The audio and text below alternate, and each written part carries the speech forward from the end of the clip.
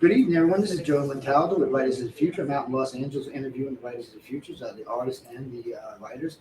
We have a great group of artists with us today. We've been just talking to for the last hour or so. We have Ian Lee with us. I almost made his name butchered, even though it's easy. Ian Lee's with us. And what made you decide to be an artist? Um, I actually, I didn't decide that I wanted to be an artist when I was little. I just really loved coloring and just drawing when I was little, and I think that just developed more and more over time as a serious hobby. And I think towards the end of high school, when we had to choose which college we want to go to and what we want to do with our lives, I could either choose to like major in math or major in art. And even though I like math, I love art way more. And so I decided to get really serious into art. And I think that's when I decided to go to an art school and be an illustrator after I graduate. And I I really love art school, and I thought it was a perfect fit for me. I feel like if I did any other thing, I would probably regret it. So I definitely really appreciate my parents' support, um, That's excellent. for supporting me to go to art school, because it is kind of a risk, because art as a career is very like it can go either way. So they were kind of hesitant, but I was just glad they were able to support me and encourage me. So, what's your favorite medium?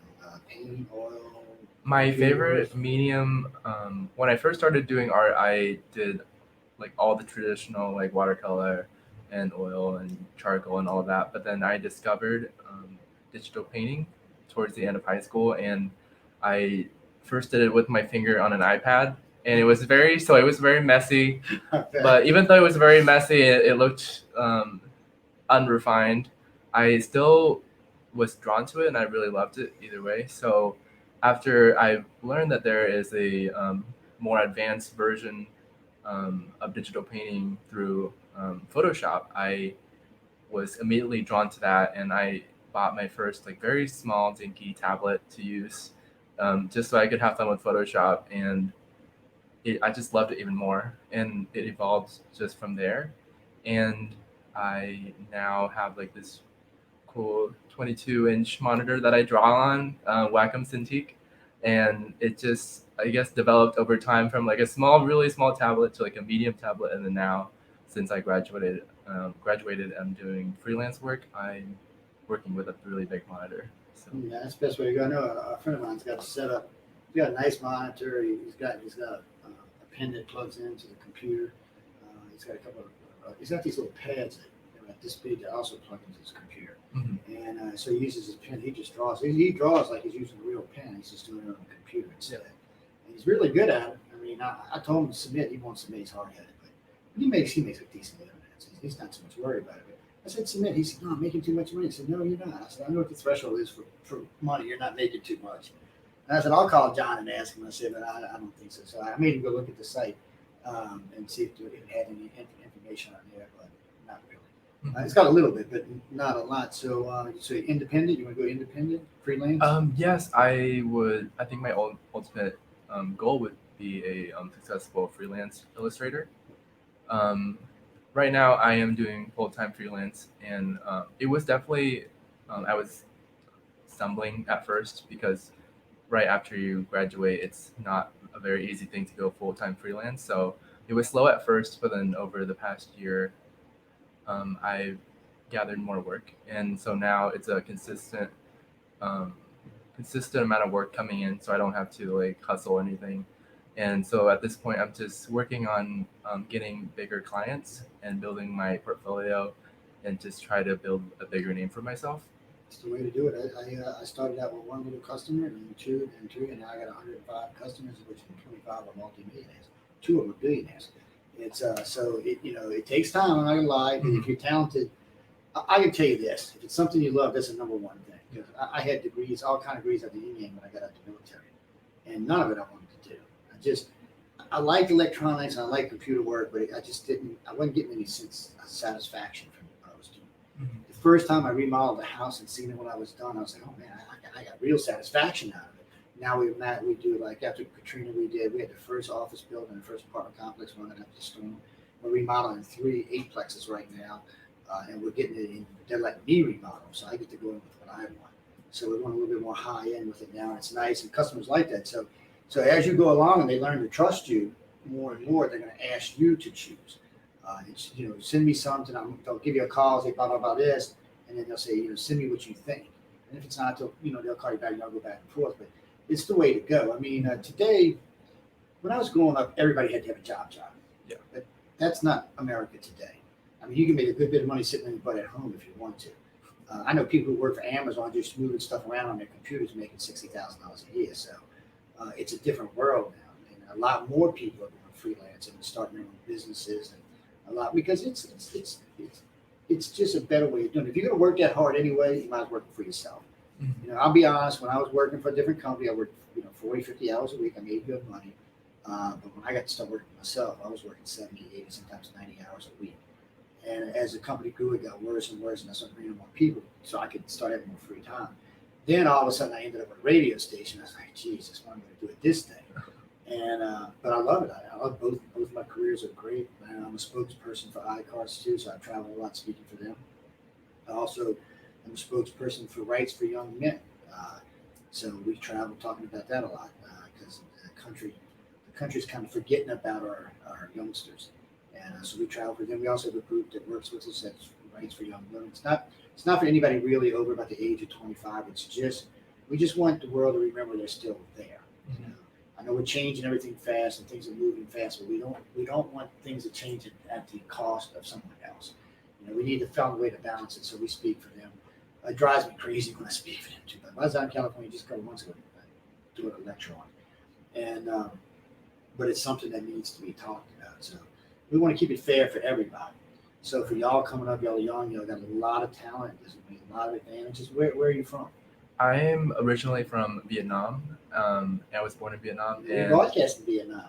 oh, you do? Ho That's Chi Minh awesome. City, and we had 3 cities over there we broadcast in. It's I Great. got to be honest. I was surprised they let me in the country. I was like, when we got in there, I was like, because we got into North Korea because of China. We got one little city, and it's like 6 listeners probably. And then I got a call from a gentleman in I can't remember the name of the city now. It's a shame on me. It's one of the other really big cities, and he said, "Would you be interested in putting one of your servers, or could we put one of your servers and carry you here?" And they started talking about 3 other cities, and I was like, "Sure." I said, "If y'all have a problem with it, because I didn't know how much Vietnam had changed. I guess I Yeah. still had the old Vietnam in my head, shit, and that's not. It's not. I mean, really, the rate Vietnam's going to become a democracy. I've been, and the fact that Americans could go over there now without any problem, that's just a whole complete change. So I'm glad to see that. I'm glad to see they let us in. They accept us real well. On average, I think we do anywhere from 20,000 to 100,000 listeners a month over there. Oh, wow. So it's a great venue, and we get calls in. So a guy calls me, and he's somewhere. I said he's breaking up really bad. I said, "What are you on a cell phone?" He said, "Yeah." And he said, "I can't even see the cell phone tower where I'm at." He said, "I'm not even close to the city, but there is a cell phone tower like 3 miles away." So he's walking, trying to get closer to the cell phone tower. And but for poorer countries, cell phone's the thing because you can get us. As long as you can get anybody, not just us, you can get anybody on a cell phone. As long as the countries aren't blocking because China sometimes blocks stuff, not us, but they block other stuff. But more and more countries. I mean, we got picked up in Pakistan. We got 40,000 listeners in Iran. I still don't even know how we got there. Venezuela. I know how we got in Venezuela because one of my cousins is a governor over there. He was thinking about coming home for a while, but he said he's going to stick it out and see how it goes. So I said, "Well, keep safe, man." Argentina, places like that. We're all over Canada. We're in every province in Canada. We're all over Europe, China, Russia. Russia is actually our second biggest venue right now. China's our third. India's our fourth. They're going to pass the United States up within a year. And the U.S. will be the 4th largest venue for us, which is crazy. That is crazy. It does. And it's such a great thing, though. It's a really big market. That's why I keep telling people, don't sell yourself short on just the U.S. This is a worldwide market now, and everybody's looking. Just put this in perspective. A good friend of mine, Glenn Morris, got a job. He's a crazy couillon. He got a job in Japan just recently, paying big money. six figures, about $475,000 a year drawing, and he's not even that great of an artist. I mean, maybe I shouldn't say it. I've seen better artwork here than I've seen from him. I'm not even lying to you. And they brought him in because they thought he was that good of an artist. I was like, wow, and there are a lot of talented people in Japan. So I'm kind of like, maybe for what they were looking for, it is different. Traditional Japanese art is different than traditional American art, so maybe that's why they went for that.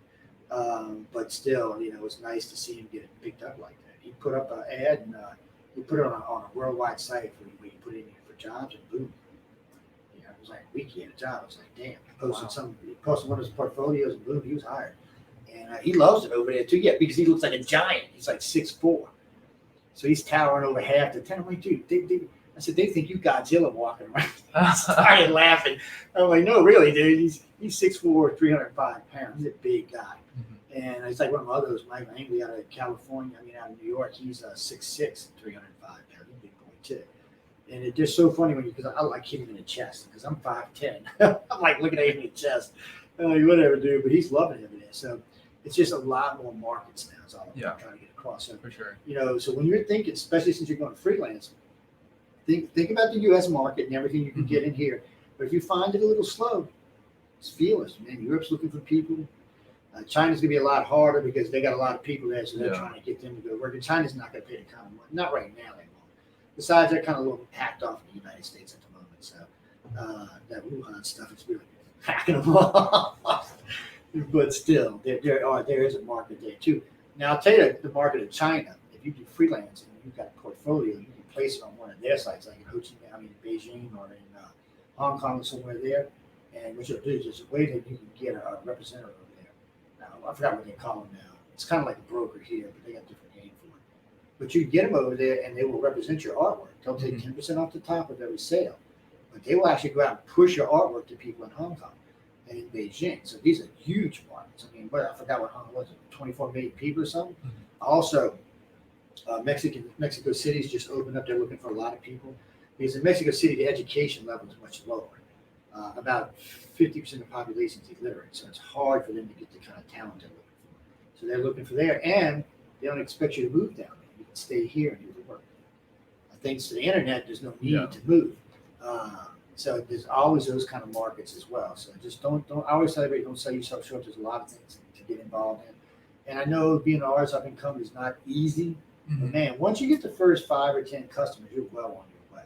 And if, as long as you keep them happy, they'll stay with you. You'll get more and more. And you'd be surprised what word of mouth advertisement is worth. I started my business. I didn't advertise that one time. It took 5 years to get my customer base. It was all word of mouth advertisement. They would tell a friend. They would tell a friend. They would tell a matter of fact, we won't even do residential work unless you've been recommended by one of our bigger customers.